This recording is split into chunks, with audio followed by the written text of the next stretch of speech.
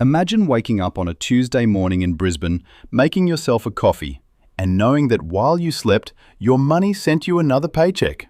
That is the dream a lot of Aussies are chasing right now. And today, I'm going to show you exactly how much you need invested to actually live off dividends forever. Why Australia is built for dividend investors. Living off dividends in Australia is genuinely one of the most achievable forms of financial freedom on the planet. And the reason is something almost unique to us. It's called franking credits. When an Australian company pays you a dividend, they've usually already paid 30% company tax on those profits. The government gives you that tax back as a credit.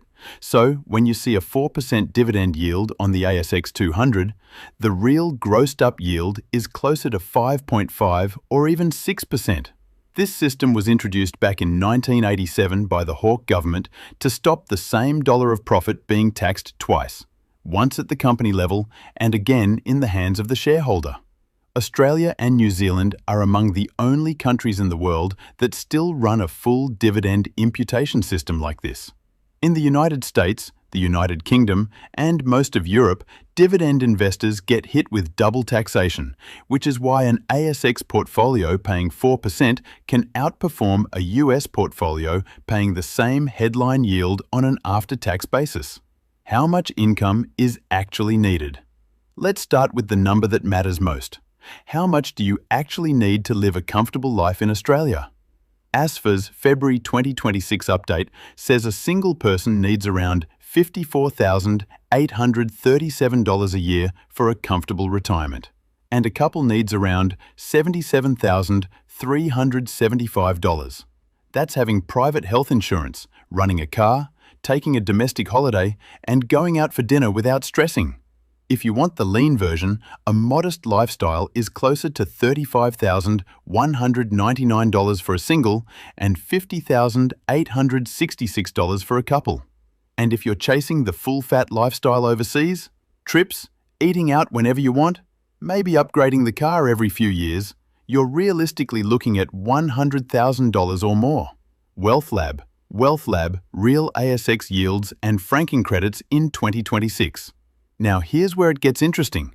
The average dividend yield across broad ASX 200 ETFs sits at around 3.5% in 2026. And once you add franking credits, that grosses up to roughly 5%. If you go heavier into high-yield names like VHY, you're looking at a yield closer to 5.48% before franking. And VHY's last distribution came in at 88.6% franked, which means, grossed up, you're looking at around 7% real yield.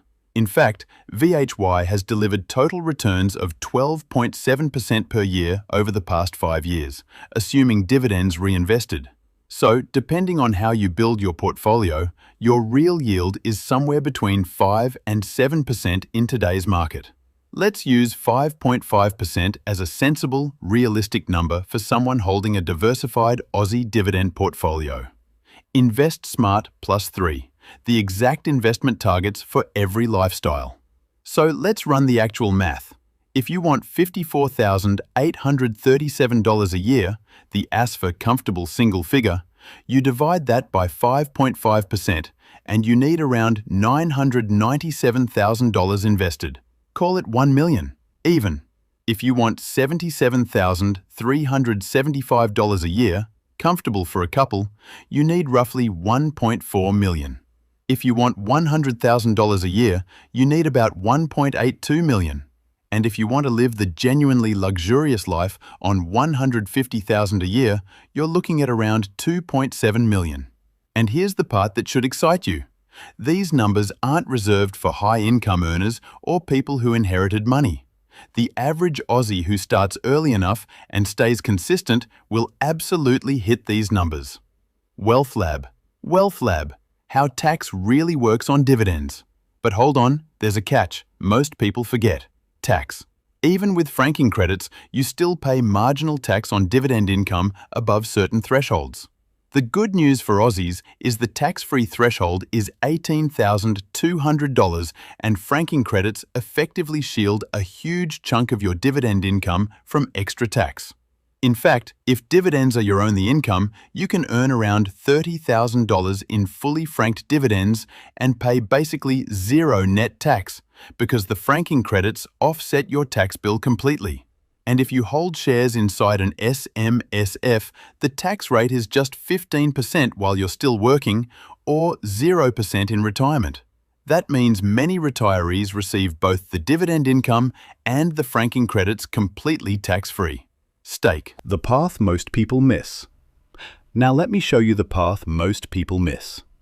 You don't need to save $1 million from scratch. You need to invest consistently and let compounding do the heavy lifting. If you invest $1,500 a month into a diversified Aussie share portfolio, averaging around 10 to 12% total return, which is in line with what VHY has actually delivered over the past 5 years, you'll hit $1 million in under 20 years. Bump that to $2,000 a month and you're there even sooner. Start in your late 20s and you're financially free before 50. Stake superannuation versus outside super strategy. The other lever most people ignore is the account structure used to hold these investments. Holding dividend-paying shares inside superannuation means the income is taxed at just 15% during accumulation and 0% in pension phase once retirement age is reached. That's why a lot of Australians targeting dividend freedom run a dual-track strategy, with one portfolio inside super for long-term tax efficiency and a second portfolio outside super for income that can be accessed before preservation age.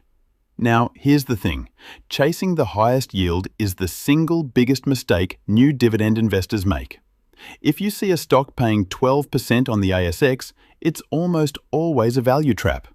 Either the price has collapsed because the business is in trouble, or the dividend is about to be cut. The companies that pay sustainable, growing dividends are in banking, infrastructure, telecommunications, utilities, and retail.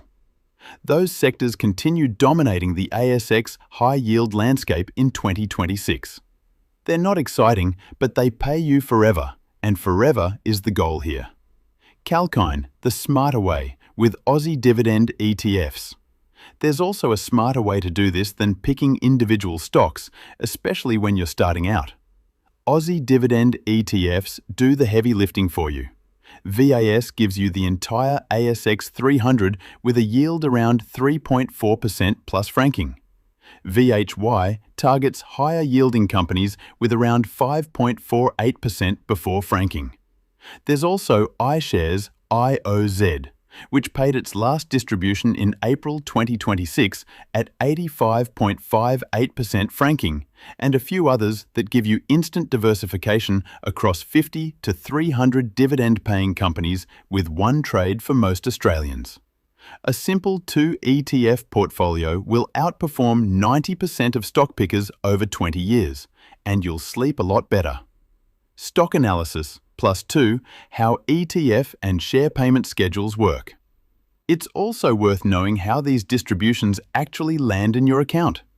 Most Australian ETFs, like VHY, pay quarterly in January, April, July, and October, while individual ASX shares typically pay twice a year with interim dividends around February or March and final dividends around August or September.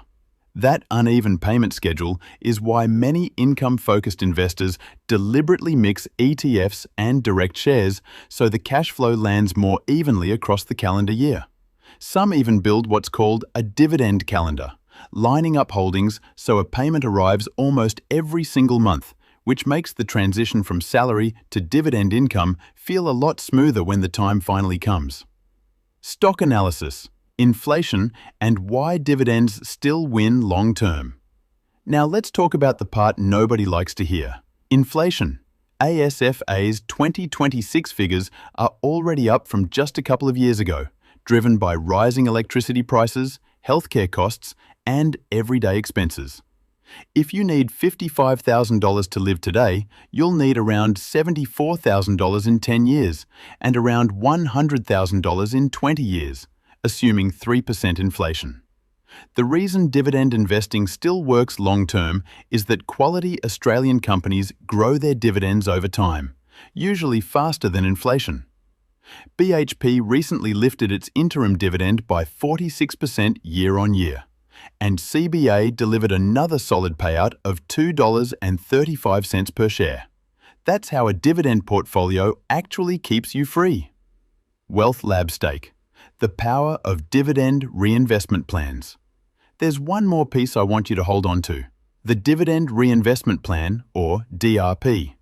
While you're still building your portfolio, instead of taking the cash payouts, you can automatically reinvest every dividend back into more shares. This is where the snowball really starts rolling.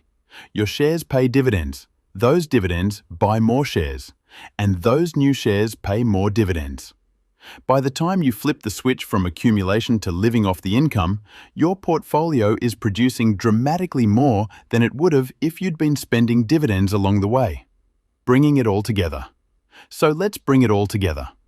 To live off dividends forever in Australia, in 2026, you're realistically looking at between $1 million and $1.8 million invested, depending on whether you're a single or a couple and what kind of lifestyle you want.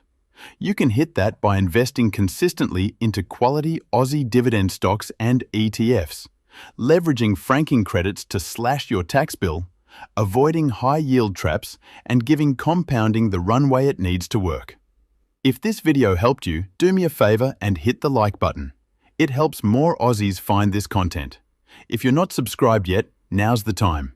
And don't forget to turn on notifications so you don't miss the next one. I'll see you there.